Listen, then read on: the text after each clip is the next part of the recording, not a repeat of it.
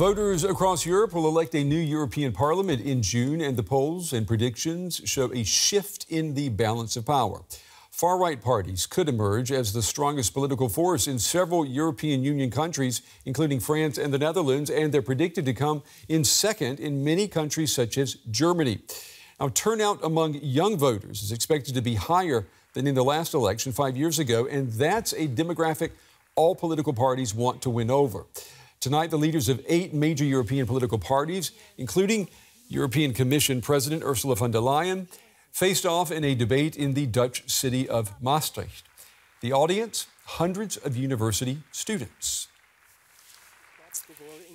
And DW's Terry Schultz, she had a front row seat to tonight's debate. She joins me now from Maastricht in the Netherlands. Terry, good to see you. So this was an event full of university students, and right now, as I understand it, you were supposed to be at an after party, but instead you're standing, well, I'm looking there, in an empty square. What happened?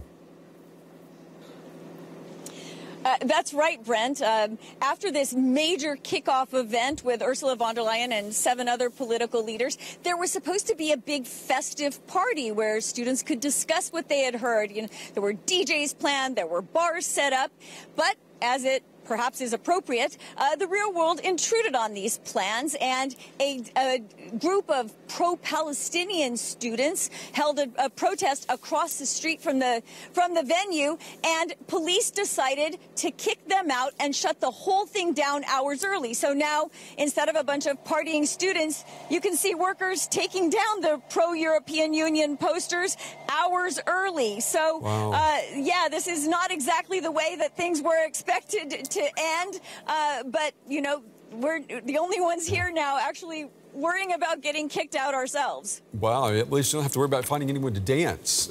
Let's go back inside after listening to the 8 candidates debate, you know, what there was for debate.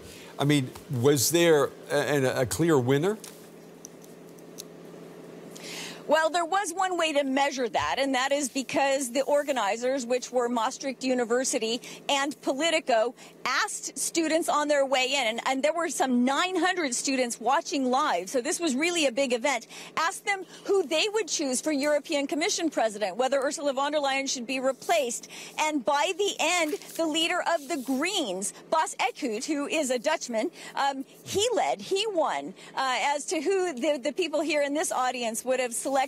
But I came out and spoke to the students before they got kicked out of this square and asked them how they felt. And basically what I heard was that nobody was really happy with what they heard the candidates say. They didn't feel like they had geared their answers toward the youth. Let's have a listen.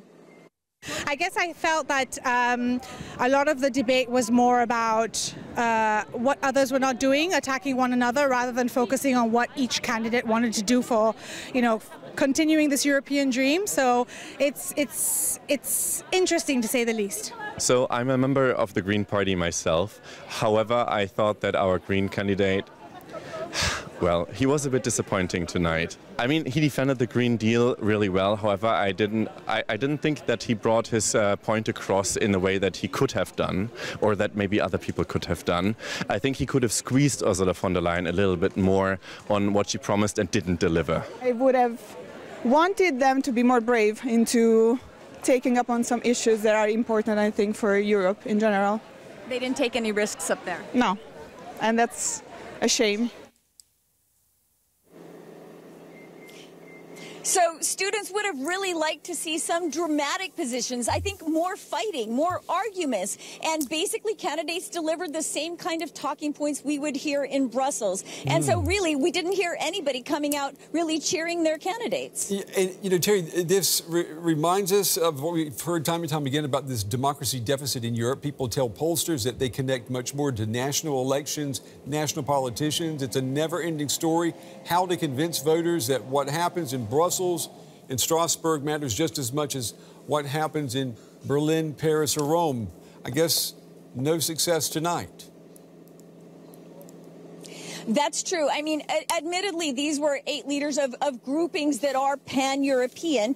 And so, you know, you could be expected that they wouldn't speak so clearly to national interests. And Bas Eickhout, again, came in first among the voters for European Commission President. He admitted that he may have had somewhat of a hometown advantage being from the Netherlands. But a lot of these students would have liked to hear them speak more to youth. And they really didn't feel that. And this was one of the themes. The democratic deficit was, in fact, one of the 3 themes that candidates were supposed to address. 1 was environment, 2 was defense and security, and 3 was the state of EU democracy. But again, if you listen to the students coming out after the debate, none of them really felt inspired. Of course, what happened here in this square, losing their after party, may have had something to do with that. It certainly didn't help. Yeah, and the irony here is that the events that happened outside and with everything being shut down, that will actually get more media attention than the actual debate itself, right? This is true, and this is what a lot of students were saying. Like, this is supposed to be an event about European Union democracy. Why can't we talk about Gaza? The war between Israel and Gaza was not a major event in the debate, and some students really felt strongly about that. Many of them were very disappointed to see the police very forcefully actually tearing the Palestinian flags out of the protesters' hands and kicking them out with dogs and, you know, kicking out the journalists as well. So this was not a good scene. This was not the way you want a pro-democracy event to end. Yeah, of course not. But we're glad that you were not injured in all of that. DW's Terry Schultz in Maastricht No chance tonight. for that. I'm lucky I didn't get kicked out. Yeah, okay. Terry, All right. Thanks, Terry, Fred. thank you. Thank you.